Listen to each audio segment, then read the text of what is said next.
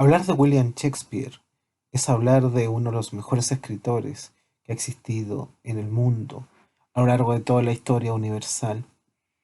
Hablar de Shakespeare es hablar de Inglaterra, es hablar de el reino británico, es hablar de la literatura inglesa, es hablar de misterios, es hablar de conspiraciones. Shakespeare es poseedor de grandes libros, pero también de grandes misterios. Es considerado el mejor dramaturgo, es considerado el mejor escritor de la historia, o es considerado también el mejor mentiroso. Eso es lo que trataremos de ir descubriendo a partir de la lectura de sus textos.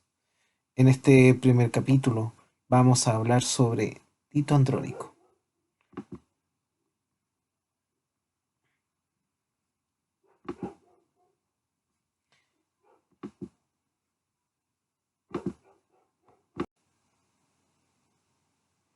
Tito Andrónico es una tragedia escrita por el dramaturgo inglés William Shakespeare en el año 1593 y representada por primera vez en el teatro londinense de La Rosa en enero de 1594.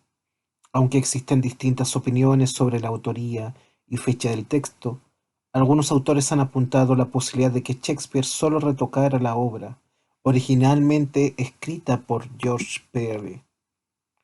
George Peele fue un dramaturgo inglés que nació el 25 de julio de 1556 y que murió el 9 de noviembre del año 1596. Era copropietario de un teatro y en él representó alrededor del año 1584 su obra El juicio de París. Los amores del rey David con la hermosa Betsabé, de asunto bíblico, fue considerada por lejos como su mejor producción.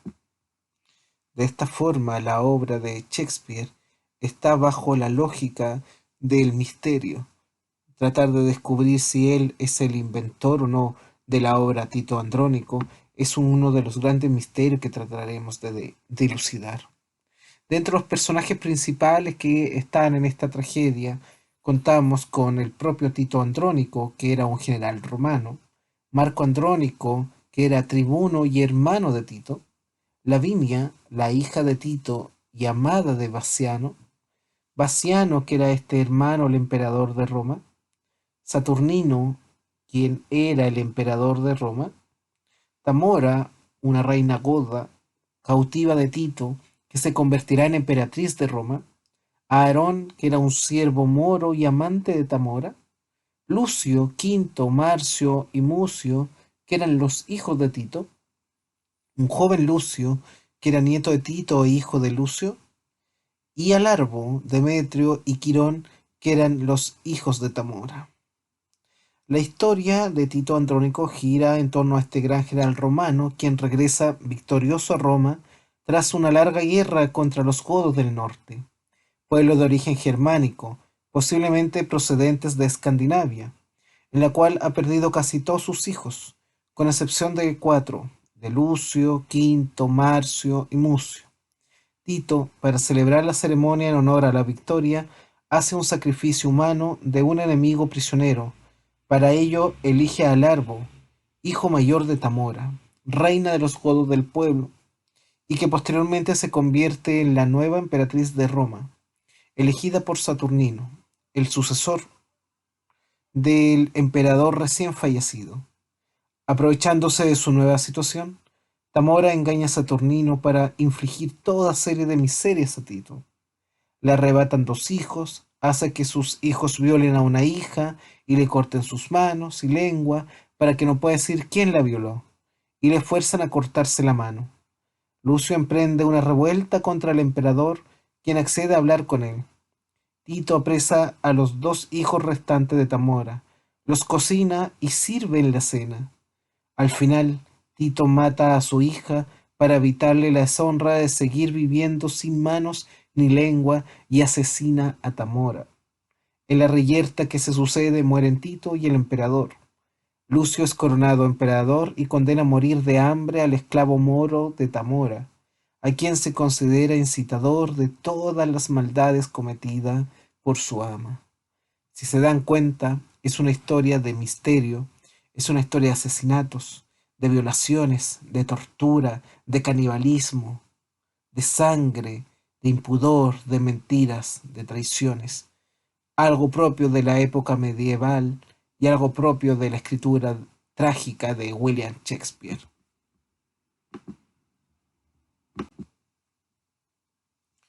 Dadas las condiciones históricas de producción promovidas en la geografía insular inglesa, que apuntan a sustraerla de su pasado medieval y emplazarla en la lógica moderna, una obra como Tito Andrónico resulta problemática.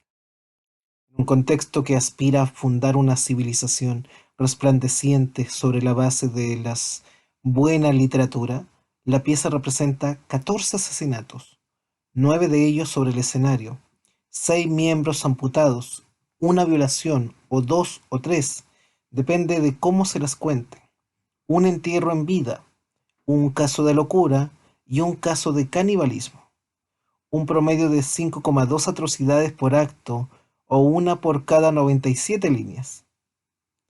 Estos rasgos típicos de las tragedias de venganza resultan deleznables en el marco de un movimiento cultural que pretende borrar toda reminiscencia belicosa atribuida al medioevo y que se proclama a favor de formas más racionales de administración de la justicia. Es por eso que la obra ha sido sometida a duros desmerecimientos, como el realizado por Eliot, quien sostiene que es una de las piezas más estúpidas y menos inspiradas que nunca se escribieron, una pieza en la que es increíble que Shakespeare tuviera alguna parte. La estética de la mutilación, que mantiene a Tito a cierta distancia de Hamlet, con la que comparte tantas convenciones vinculadas con la puesta, la ha desplazado del canon de producción shakespeariano al punto de negarse la autoría del bardo, como reseña Ingberg, que sucede a fines del siglo XVII y en el siglo XVIII. Ya reconocía la mano Shakespeare en su composición, tal exclusión se ascribe a su inmadurez literaria, puesto que corresponde a su período temprano. Mediante la ubicación de la obra en la periferia canónica del dramaturgo, entonces se intenta conciliar la presencia de elementos de las piezas de venganza, propios de tiempos pretéritos que la modernidad inglesa desea superar, con el corpus shakespeariano encauzado ya en el derrotero modernizador de la Iglesia renacentista. Sin embargo, el gesto conciliatorio no puede dar cuenta del desenlace de Tito Andrónico, cuyos parlamentos concluyentes componen un inobjetable despliegue retórico. Es justamente el final de la tragedia lo que obliga a una relectura de la obra y al planteo de nuevas hipótesis. La pieza se clausura con un poderoso discurso, entre otros a cargo de Lucio, hijo del guerrero Andrónico y futuro emperador de una Roma, que asiste al ocaso de su imperio y sobre quien se fundan las bases de otra política de carácter anacrónicamente moderno. Lucio toma literalmente la palabra, se la apropia para abordar el problema de la sucesión en el poder con el que se inicia la obra a partir de la disputa entre los hermanos Saturnino y Baciano, y se propone como un nuevo líder político. De esta manera, la antigua Roma y sus instituciones, donde se ambienta la obra, sufren un anacronismo, por el cual se incorporan a la modernidad renacentista de la Inglaterra del siglo XVI.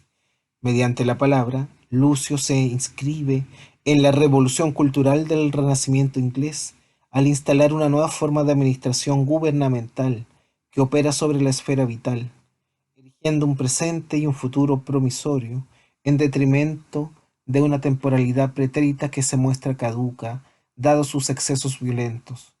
Está apuesta por la retórica que incluso el propio Lucio coloca como objeto de interpelación en sus intervenciones, se condice con su lugar privilegiado en el programa humanista y con una política de sesgo incipientemente moderno, desarrollada en el marco de conductas más reflexivas.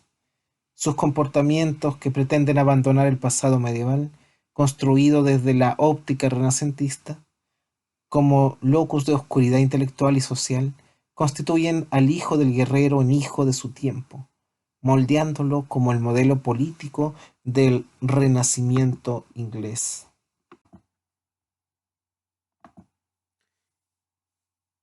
Tito Andrónico es la obra más violenta, cruel, sangrienta, donde no solo hay asesinatos, sino también filicidios, mutilaciones, violaciones y antropofagia.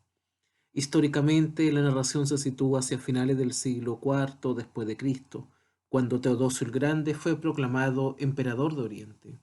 En esta época, el Imperio Romano ya estaba en decadencia y entre los invasores se encontraban los godos. En el primer acto vemos a Tito que vuelve de la campaña a la guerra contra los godos y como recompensa por su victoria trae a Tamora, reina a los rivales derrotados y sus tres hijos, al árbol, el primogénito, Demetrio y Quirón.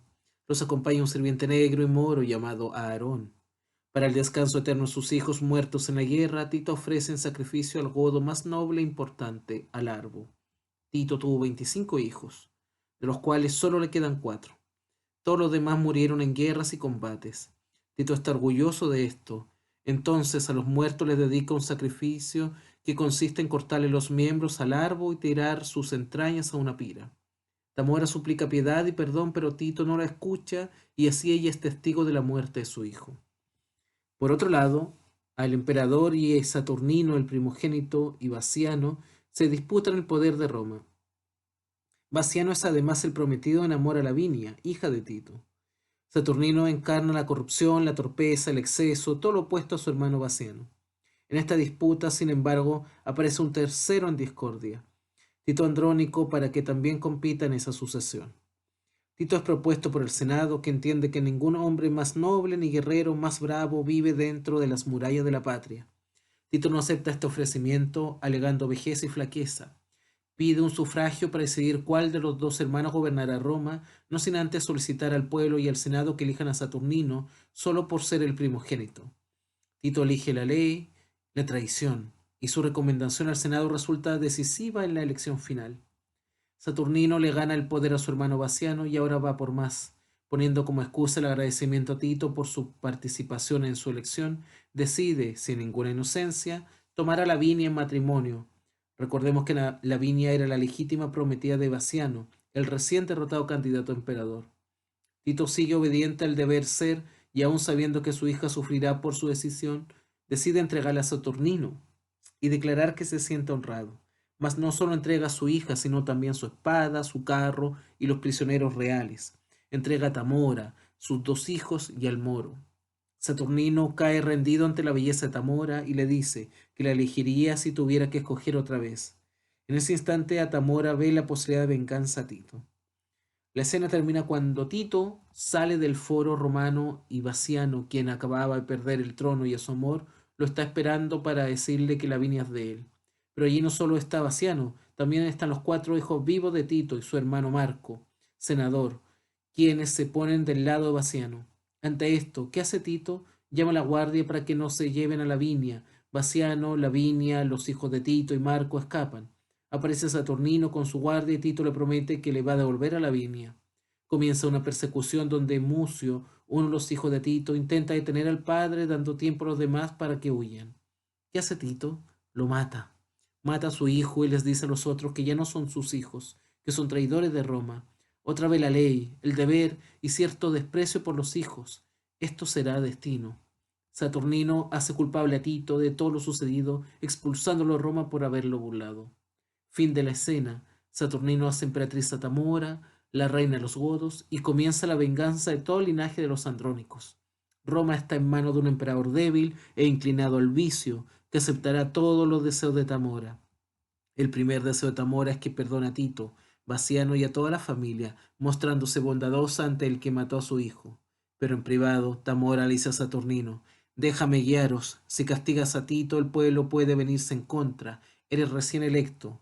Yo hallaré el día para masacraros a todos. Saturnino perdona a Tito.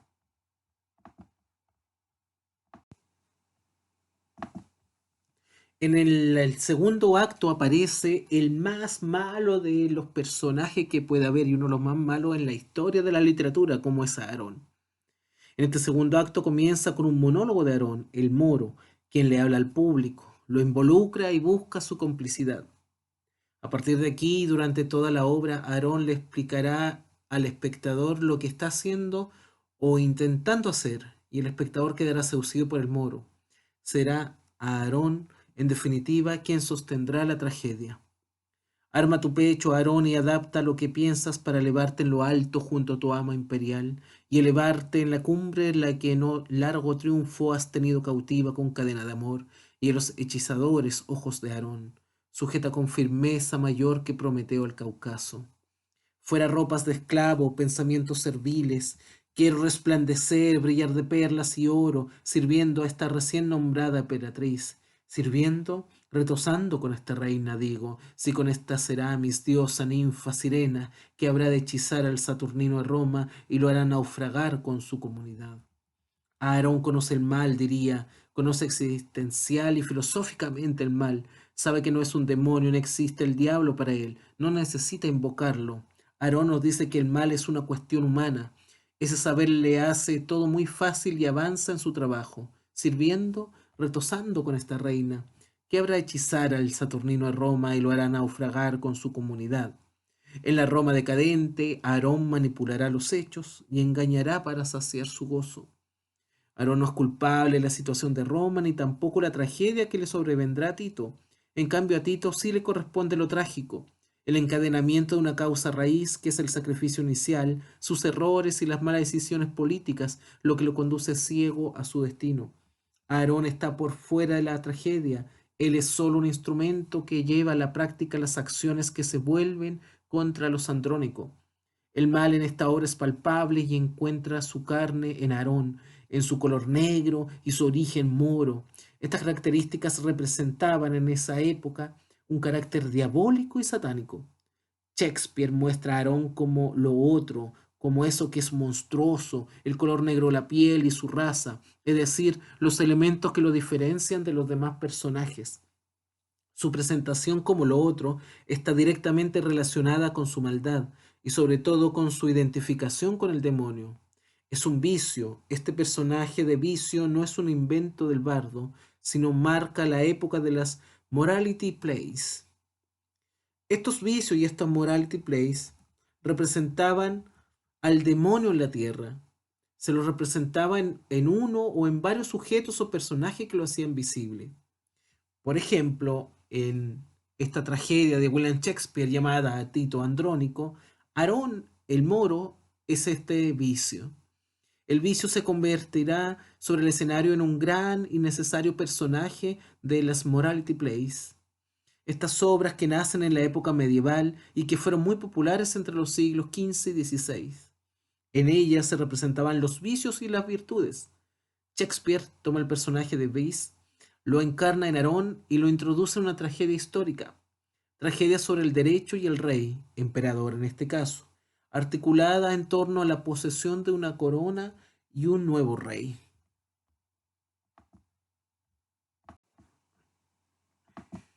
El 23 de enero de 1594, el productor teatral Philip Henslowe anota en su diario: por primera vez la realización de una representación teatral de Tito Andrónico en de La Rosa, en Londres, por la compañía de Sussex.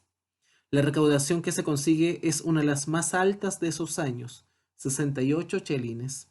Solo dos obras superaron a Tito en recaudación, lo que nos daría signo del éxito y popularidad de la obra. Pasaron más de 3 siglos y medio durante los cuales la obra cayó en el olvido, en el desprecio de la crítica.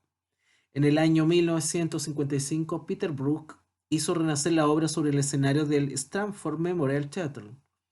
Brook había decidido rechazar la dirección de Macbeth para sustituir esta obra por otra continuamente rechazada por los directores, Tito Andrónico, una obra que no atrapaba la atención de ningún shakespeariano y menos de su crítica.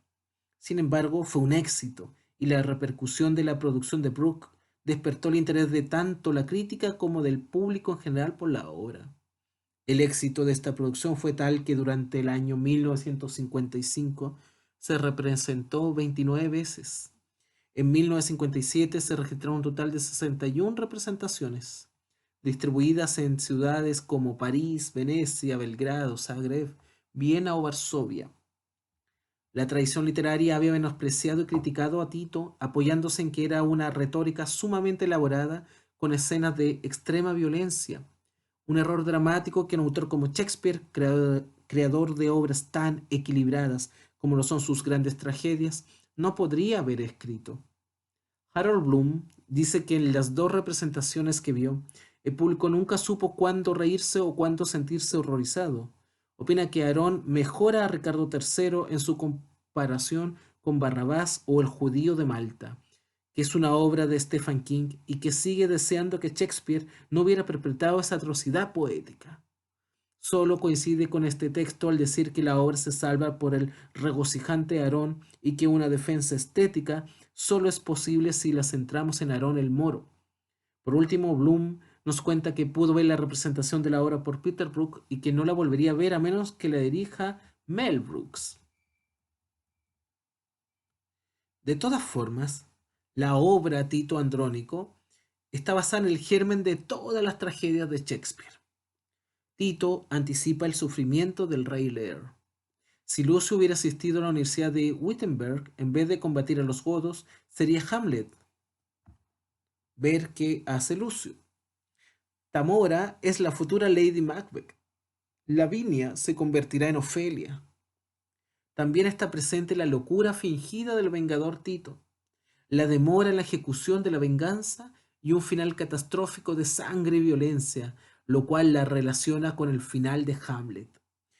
Tito Andrónico de William Shakespeare, una obra menospreciada por la crítica debido al carácter ultraviolento que encuentra en su relato, es una de las obras necesarias para entender cómo es nuestra realidad, cómo nos enfocamos en ella, cómo la venganza no conoce de límites en muchos casos. Lo que parece una historia relacionada con canibalismo, con violaciones, con mutilaciones, con traiciones, con asesinato, es más cotidiano de lo que uno quiere imaginar.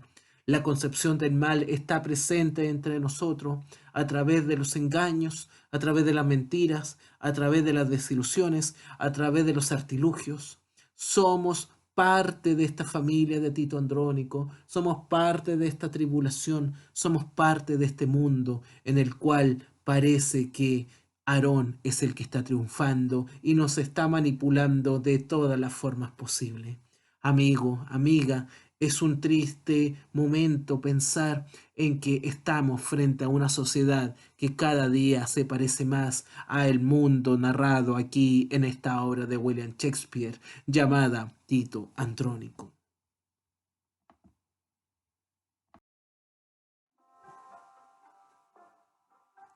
Habla Marco.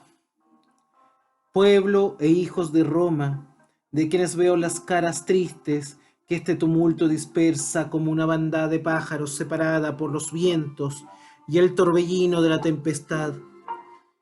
Dejadme enseñaros el modo de reunir de nuevo en un haz único estas espigas dispersas y de formar otra vez de estos miembros separados un solo cuerpo.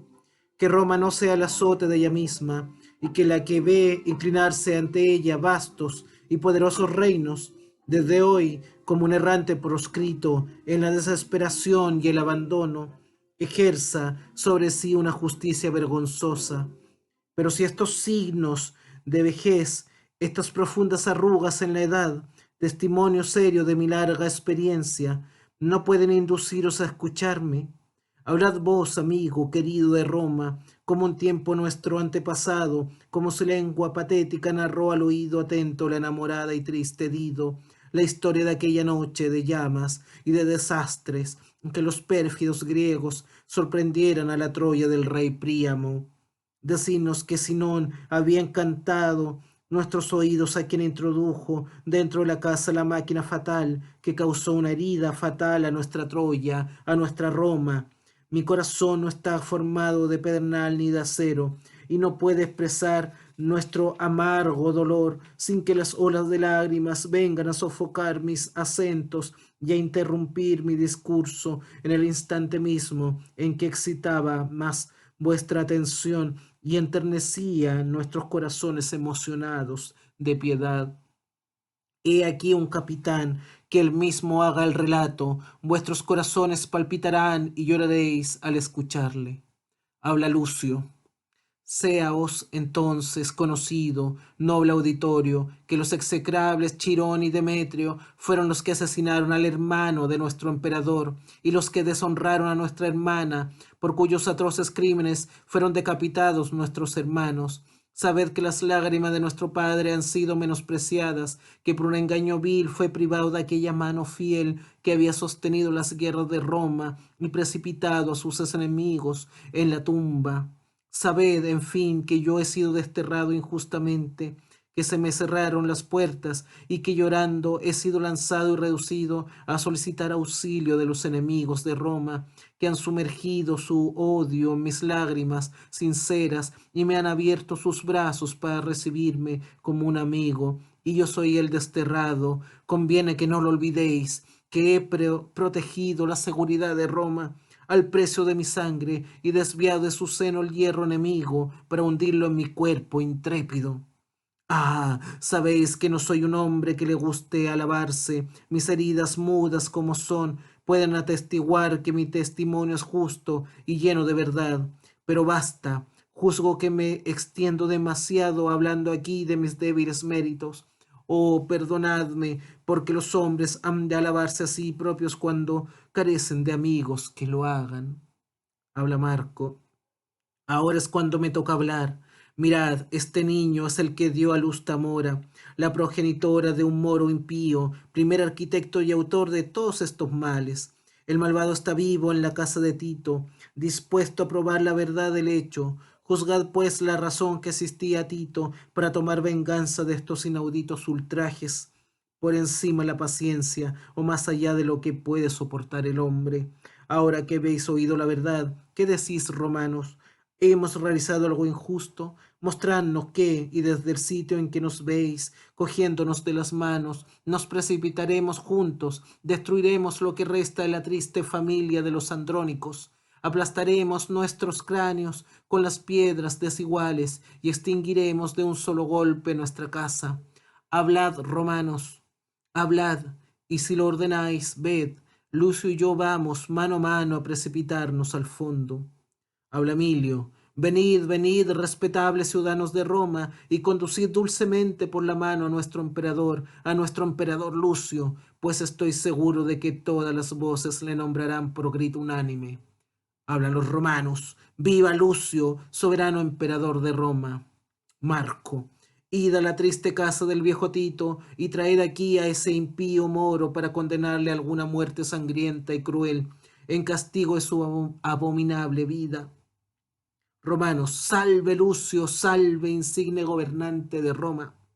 Lucio, gracias, generosos romanos, así puedo gobernar de modo que cure las dolencias de Roma y borre sus desastres. Pero, buen pueblo, concededme algunos instantes, pues la naturaleza me impone una tarea penosa. Permaneced todos a distancia, y vos, tío, acercaos para derramar lágrimas fúnebres sobre su cadáver. Oh, recibe este beso ardiente en tus labios pálidos y fríos, estas gotas de dolor en su rostro ensangrentado, tristes y postreros deberes de tu noble hijo. Marco, llanto por llanto y tierno por tierno beso deposita en tus labios tu hermano Marco. Oh, aun cuando la suma de los que debiera darte fuese infinita, imposible de contar, te los pagaría, no obstante. Lucio, ven acá muchacho, ven, ven y aprende nosotros a fundirte en una lluvia de lágrimas. Tu abuelo te quería. Bien, 1000 veces te ha hecho bailar en sus rodillas, te ha dormido cantando mientras su tierno seno te servía de cabecera, te ha contado 1000 cuentos apropiados a tu infancia. En reconocimiento como amable niño, vierte algunas lágrimas de tus jóvenes ojos y paga el tributo que pide la naturaleza. Los amigos asocian a sus amigos a sus dolores y a sus penas. Dale tu último adiós, deposítale en su tumba, ríndele este servicio y despídete de él. Mozalbete, oh abuelo, abuelo, de todo corazón quisiera estar muerto y que a este precio estuvierais vos vivo todavía. Oh Señor, mis lágrimas me impiden hablar, mis lágrimas me ahogan si abro los labios. Romano, triste familia de los Andrónico, finalizad el acto con la desgracia, pronuncia la sentencia contra el execrable autor de estos trágicos sucesos.